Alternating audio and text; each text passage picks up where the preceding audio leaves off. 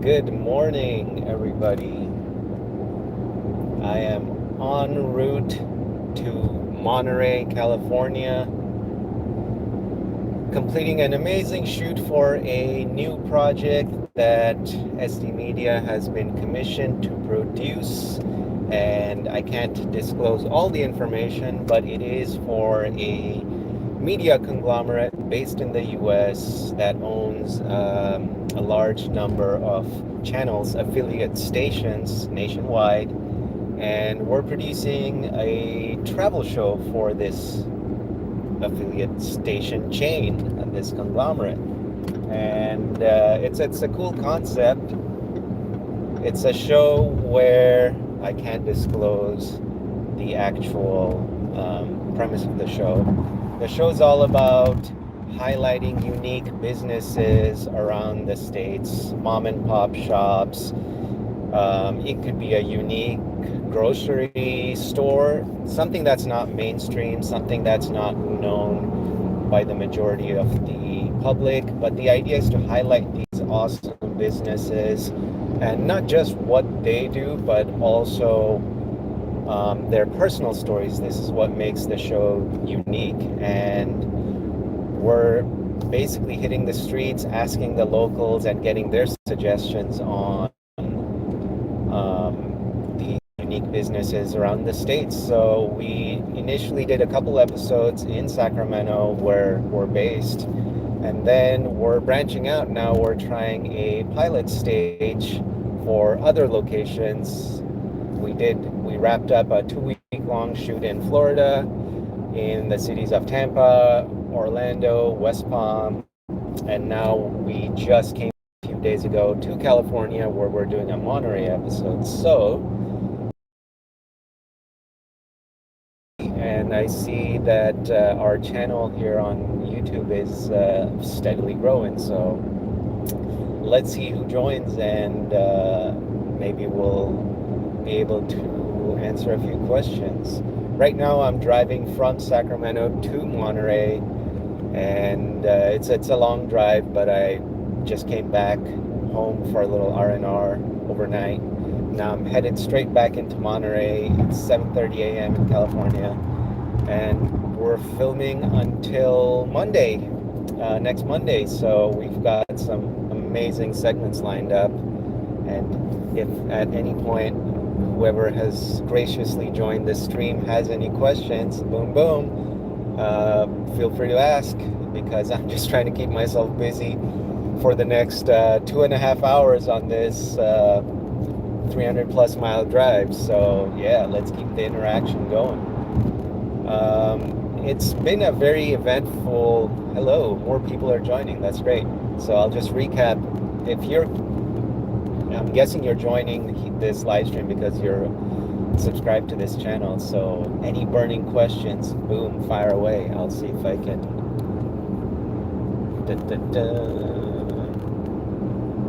Yep, feel free to fire away. But anyway, I'm en route to Monterey. Hello, hello, more people joining. Welcome to the Q&A. Feel free to shoot your burning questions. If you watch some of our videos, if you've enjoyed some of our videos and you want to suggest what you'd like to see more of, this channel focuses exclusively on travel content. We, as a production company, we have been producing this sort of content for the last 10 years plus, and we go all over the globe producing the stuff that you see. We're actually sitting on a huge batch of content that we have not released, because most of the content goes to the channels that we produce it for. So we've been kind of stingy with our YouTube, rolling it out on YouTube. But because the channel's growing quite rapidly, without putting in a concerted effort into doing so, yeah, the response has been great. Some of our videos have hit 6 million plus views, which is quite an insane achievement. And some of them are in the millions, some of them are in the 500,000 stage. So there's a lot of content that we're sitting on that we have not released. So we're planning on doing that, but it's difficult because most of the content goes to the channel. But anyway, recapping 2021 so far, I've been very fortunate to be able to travel, assessing the global lockdown situations and trying to highlight destinations that are open and receptive to tourism and travel. So Dubai has been a big hotspot globally, and I've tried to connect some of the other destinations in and around Dubai. So Dubai has been a hub for me, a launching point, because it's always been open. There's no visa issues. You can stay pretty much as long as you want. And I've been fortunate enough to hit up Dubai almost 5 times in 2021, which is quite ridiculous. But anyway, I've been using it as a stepping stone for other destinations. I've been able to hit up Maldives earlier in this year. We had a fantastic shoot with a luxury resort in Maldives called Soneva Jani, Soneva, and then Jani. Soneva is a luxury Maldives. Amazing story, fantastic resort. If you ever get a chance to check out Maldives, it is unlike any other country on the planet. It's truly unique. You could compare it a little bit to French Polynesia in terms of the luxury scene, but French Polynesia has a more interesting landscape. Maldives is uniquely interesting because it's all sea level and it's nothing but little islands, islets, and atolls. Whereas French Polynesia just adds the elevation factor. French Polynesia has some crazy, crazy dramatic landscape. But as far as the quality of marine life, the visibility of marine life, and the sheer diversity of what the waterscape, I'm just going to call it waterscape, looks like, it's pretty crazy. And then add on the fact that most luxury properties in Maldives are based on their own island. Somebody just message watching from Canada. Hello. Since I'm driving, I can't read your username, but hey, always fascinating to hear from somebody stating their location, because we as a production company, we produce travel shows, so we're all about different countries on the planet. So hey, greetings back from California to you in Canada. I was just chatting about Maldives and where I've been fortunate enough to travel to in 2021, and Maldives, if you get a chance, it's truly a spectacular island destination. It's so strewn out, the islands of Maldives. And going back to what I was saying, most luxury properties in Maldives are actually based on their own islands. So if it's, say, for example, Shangri-La or Soneva Jani or the Four Seasons, they're all situated in their own island. So that makes it really, really unique as a traveler, as a tourist, because it's like being in your own little island nation, because these properties are usually a couple of kilometers long and they have almost their own ecosystem. So you can see fruit bats, and lots of land crabs that have made the islands their home. So it's a really unique place. So one of the sort of negatives, I would say, about Maldives is because each location, each property is based on their own island. You don't really get to experience a taste of, whoa, got some major sun glare. Nothing I can do about that right now. Let me see if this helps. There we go. Nope. So yeah, that would be, I would consider that a little bit of a negative, because you don't get to experience the full onslaught of local culture apart from the cuisine that you experience, or some of the staff members that you experience that are Maldivian. So yeah, it's that would be the one negative. As far as actually driving itself, it's on autonomous mode, so I'm just not relying on it, but depend on it. Anyway, so yeah, I chatted a little bit about Maldives. If you guys have any questions about Maldives, let me know, because I've been fortunate enough to head to Maldives over the last 3 years. I've gone maybe a total of 4 or 5 times, and I've covered over 7 different resorts in the Maldives. So I consider myself a bit of an expert when it comes to Maldives.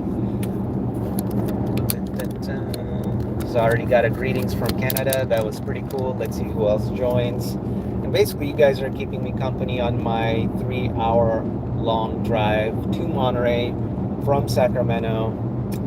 I figured this would be a great opportunity to not just fill up the time, but also connect with some of the channel's audience, and definitely taking questions. If you have anything to ask or suggest, feel free. As I noted, if you're watching, you're probably a subscriber and you enjoy the videos, so boom, looking forward to answering some questions. And while I'm waiting on that, I will revert to my stories of my 2021 travel escapes. And yeah, so I talked about using Dubai as a stepping stone for my adventures. Maldives obviously has been fantastic. And they, actually, really quickly going back to Maldives, they've done really, really well during the pandemic. I don't want to mention the pandemic too much, but both Dubai and Maldives have been really blossoming during the pandemic, especially Maldives, because they are naturally a location where guests can isolate. So as soon as you're in Male Vellana International Airport, you're just whisked away, usually privately, to the resort. The staff are all tested routinely, and then you're expected to stay in your villa until you are tested, and then you're free to move about. So Maldives has really blossomed during the pandemic because people want isolation, people want luxury, people want a getaway escape, and Maldives intrinsically is a location where you can do that. So yeah, where else have I gone in 2021 besides Maldives and Dubai? Let me think about that. Oh, most recently Seychelles in East Africa. Seychelles was quite amazing, way better than I expected it. I mean, everybody kind of associates it with luxury properties, which is true, but the beaches are unlike any other destination because they're just chock-a-block. They're just found throughout Seychelles. They're everywhere, and they're just super easily accessible. They're extremely gorgeous. And what makes them truly unique in Seychelles is the granite formations that you see, these large granite boulders strewn throughout the beach landscape. So that's really unique, and the water is just amazing. Not as much marine life as I experienced in Maldives, but just the sheer beauty, the sheer number of beaches. Seychelles is a must.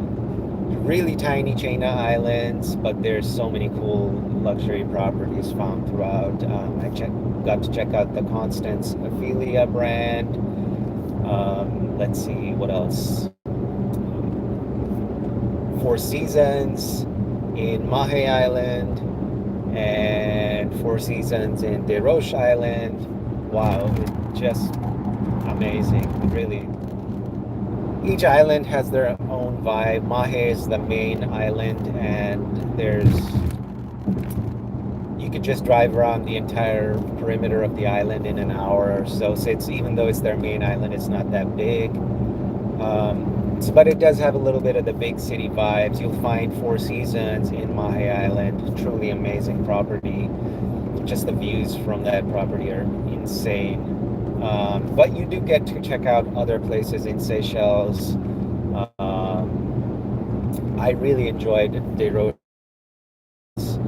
It's just out there in the wild. You have to take a plane from Mahe to get to Deros. It's about 45-minute jaunt.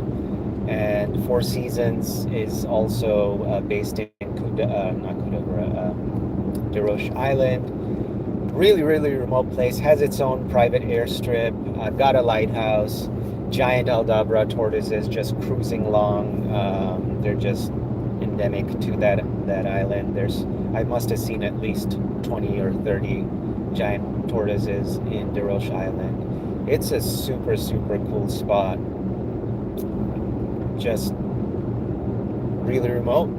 And the 2 nights that I was there, full moon lit up the landscape, just looked surreal. I loved Deros Island, and the food there was quite epic too. So yeah, Seychelles, East Africa, if you haven't checked it out, that's a really, really cool destination. Just a lot to see. All right, we're back. Dun, dun, dun. So the whole idea behind this live stream is the channel has been growing quite rapidly, and I want to find out what people are liking to watch on a routine basis and what they would like to see more of. So if you've got questions, fire away.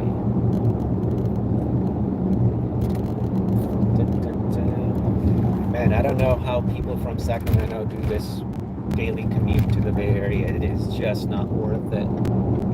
The sheer number of traffic incidents is just not worth it, and it's just soul draining. I hate commutes.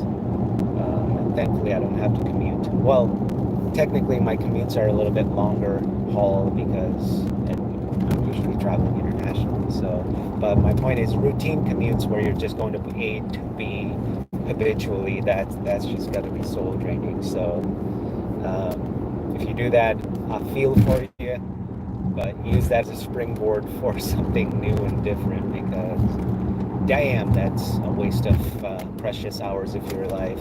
That actually makes me think, when I do travel, at the end of the year, Google Timeline summarizes your year-long travel summary. So I don't know if you have location tracking on with Google. You can save it for your privacy preferences, but at the end of the year, I get a summary of where I've traveled, all the cities, all the places, the mileage covered, how much time I've spent in a vehicle, whether it be a motorcycle or a car. It's actually able to distinguish the two. Time spent in an airplane, and of course the miles covered, and it is staggering. My usual average is 6.5 times around the globe, and it just makes you think how much time that you spend that I spend in transit. And I would like to say that I use that time in a productive fashion, but generally I don't, because I don't know actually why I do that, because I can't sleep on airplanes unless I lie flat, which means business class, and I'm not doing that all the time considering the volume of travel that I do. So I'm basically in a zombie state of mode when I'm traveling, and I should be picking up new languages, I should be getting more work done, but I just sort of unplug and veg out on those long intercontinental flights. But I'm gonna make a concerted effort mentally to try and be productive when I'm in transit on these long haul flights. Yeah, it's pretty staggering when I see that year-end summary on Google summarizing my travels. So yeah, I'm gonna make an effort to do more during the transit phase. And right now, in the near horizon, my travel plans are looking like, after we wrap this shoot, chill out for a little bit, maybe a week or so, try and do some track days, car track days, motorcycle track days in and around California, and then head to Dubai again. If you joined us earlier in the live stream, I like to use Dubai as a launching pad for my travels. Go to Dubai, hang out there for a few days, and then head to Indonesia, because Bali specifically, because we are planning a road less traveled episode.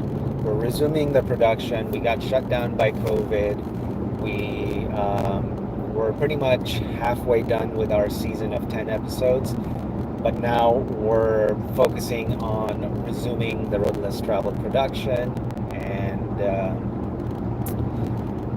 we are looking to head back to Indonesia because we feel like we can get a big batch of episodes done there. We're going to pick up the story in Bali. We actually did a full episode in Bali right before the pandemic was declared a pandemic, literally like the day before it was declared. So we got wrapped with Indonesia, Bali.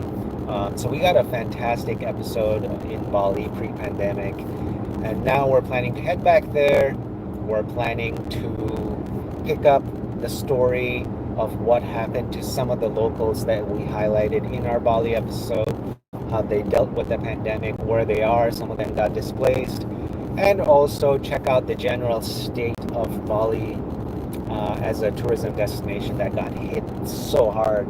So many people lost their jobs, their way of life. They probably went back to mainland Indonesia. So we're gonna see what happened to Bali, this globally renowned tourism hotspot.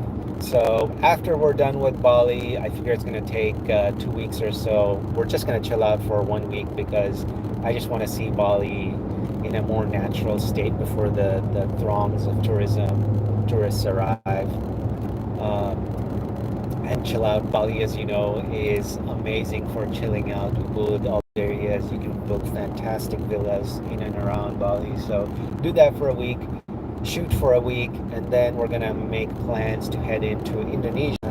I'm talking about the production of Road Less Traveled, a show I'm sure you've seen on our YouTube channel. So after we produce our half an episode of Road Less Traveled in Bali, we're going to head back into mainland Indonesia, where one of the general premise for the episode is going to be the shift of the capital city of Jakarta to eastern Kalimantan.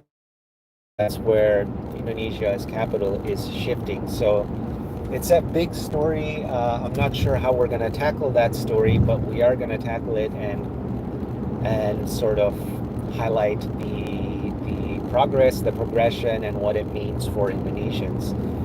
And then, of course, true to Road Less Traveled fashion, we're going to find hidden nuggets in and around the archipelago and highlight some exotic stuff. We don't know yet what we're going to highlight because that is the Road Less Traveled way. We let the story blow up when boots hit the ground. So that's the plan.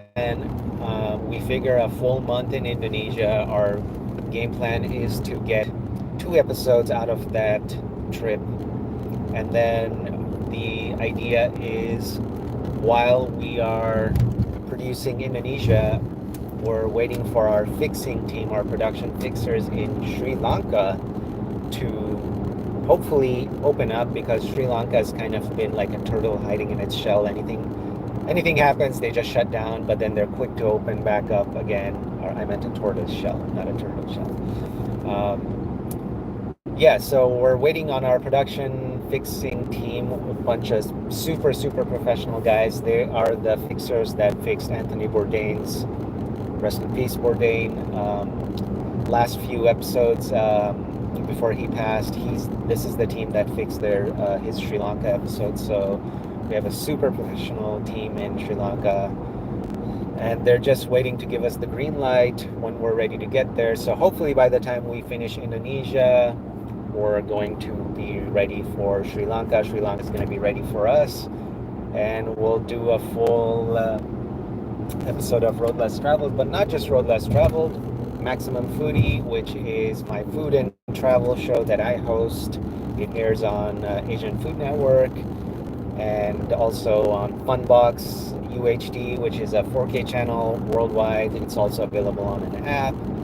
So yeah, we're going to produce these 2 shows in Sri Lanka, and then it's looking like, depending on the number of COVID cases and travel restrictions, we might highlight India. So And India is a just unlimited treasure trove of content for not just Road Less Traveled, but any travel show. We always come back to India because it's just so content rich. There's so much to do there. It's so exotic, cheap to produce, and food's great. We always have a great time. So, and I haven't been back to India in quite a while, so I am curious to go back. Connect signal there for a little bit. So yeah, I am curious to go back to India, connect with a lot of friends that I've sort of lost touch with, and yeah, after India, we literally have no idea what we're gonna do because we're still waiting on Asia as a collective continent to open up.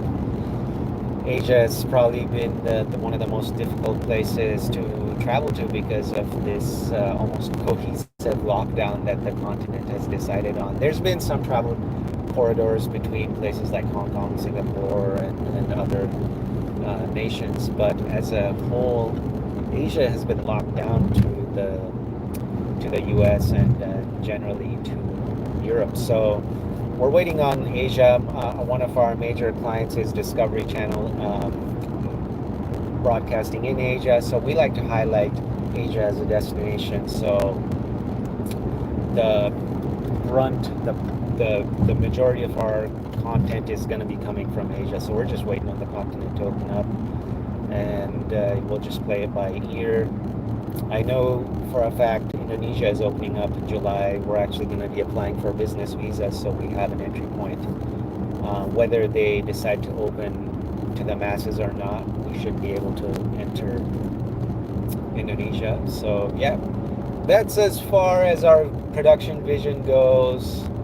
I am about 2 hours now away from Monterey, and yeah, it's looking a little cloudy here in NorCal, but hopefully it burns off and we get a great day of filming. So we got a full day of filming coming up.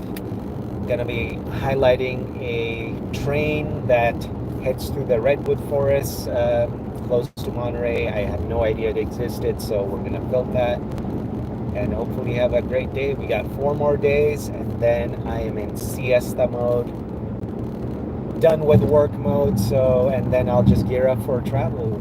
So it's been about half an hour, and yeah, happy to be sharing my commute today with y'all. Didn't really get any questions because we didn't get a huge live stream interaction, but that's all right. It's still fun. Somebody said hi from Canada. I'll take it, and hopefully we get some viewbacks. But if you do end up watching this whole live stream, well, cheers. Hope you have a great day, and stay tuned to our channel. There's going to be a lot of cool stuff coming up. And adios. Stay safe.